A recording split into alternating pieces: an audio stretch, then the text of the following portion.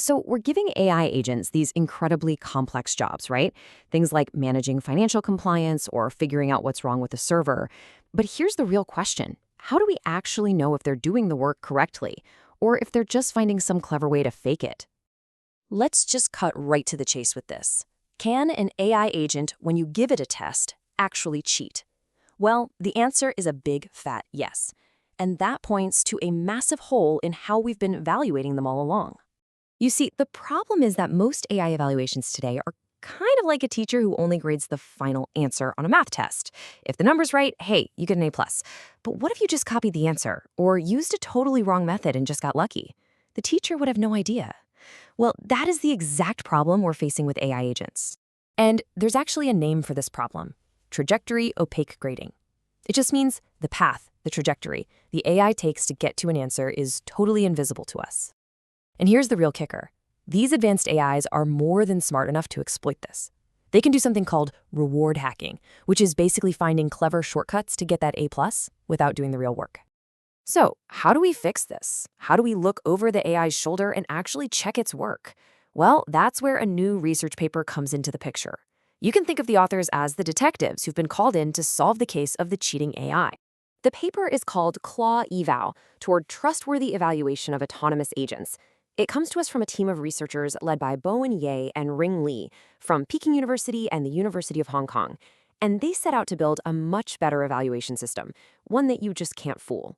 And their solution, Claw-Eval, it isn't just another test. No, it's much more like a complete forensic toolkit designed to see exactly what an AI agent is doing every single step of the way. The researchers designed this whole toolkit specifically to solve 3 huge problems, or gaps as they call them, that they found in all the existing AI benchmarks. First, you've got that whole trajectory opacity thing we just talked about. You just can't see their work. Second, there's a serious lack of safety testing. A test might check if an AI can book a flight, but not if it accidentally leaks your passport info while it's doing it.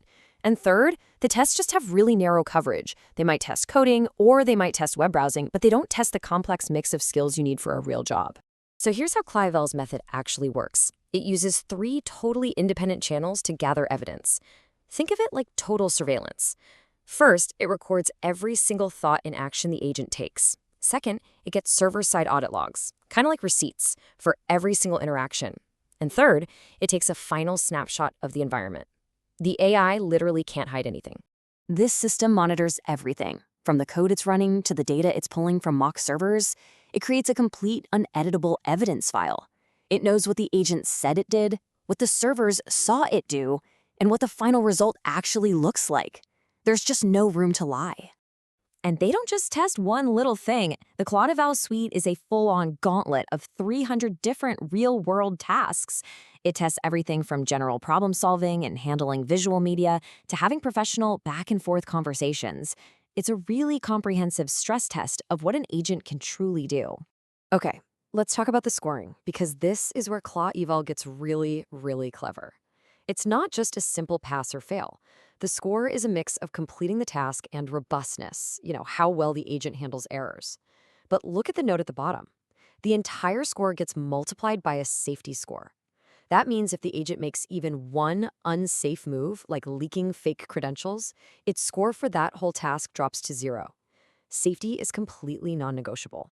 So the investigators built their forensic toolkit. They ran their suspects, 14 of the world's top AI models, through this gauntlet. And what did they find? Let's get to the evidence and see what they uncovered. The investigation turned up one number that really stood out from all the rest: 44%. Now, on its own, it doesn't mean a whole lot, but in the context of this case, it's the smoking gun. That's the percentage of safety violations that were completely missed by the older evaluation methods. A standard AI judge, just by reading the conversation, failed to spot almost half of the times an agent did something it wasn't supposed to. This just brilliantly shows how unreliable that old method really is. And this chart shows it perfectly. See the blue bars? Those are the violations caught by both methods. But look at those orange bars. Those are the safety violations that only Claw-Eval's deep, evidence-based system caught. Without those server audit logs and environment snapshots, all those dangerous mistakes would have just gone completely unnoticed. As the authors themselves put it, You just can't trust an evaluation unless you're looking at the entire process, scoring across multiple dimensions like safety and robustness, and testing a really wide range of tasks. But that's not all they found. Let's take a look at this chart, which shows what happens when things start to go wrong. As they started injecting more errors into the system, an agent's peak capability, that's the solid lines, stayed pretty high. But its reliability, the dashed lines, absolutely cratered. There's a massive difference between what an agent can do and what it can do reliably. And this gets at the crucial difference between what the researchers call pass and pass-seek. Think of it like a basketball player. Pass-seek, or peak capability, is like making a half-court shot once out of 10 tries. Super impressive, but you can't count on it. Pass-seek, or reliability, is like a pro making a free throw every single time. And for any serious job, from managing your money to driving a car, you need reliability, not just a lucky shot. So, what does all this mean for the future? Well, this research isn't just about grading AI. It's about building AI that we can actually trust to do important jobs. So why does this matter so much? Well, it's about trust, it's about safety, and it's about better development.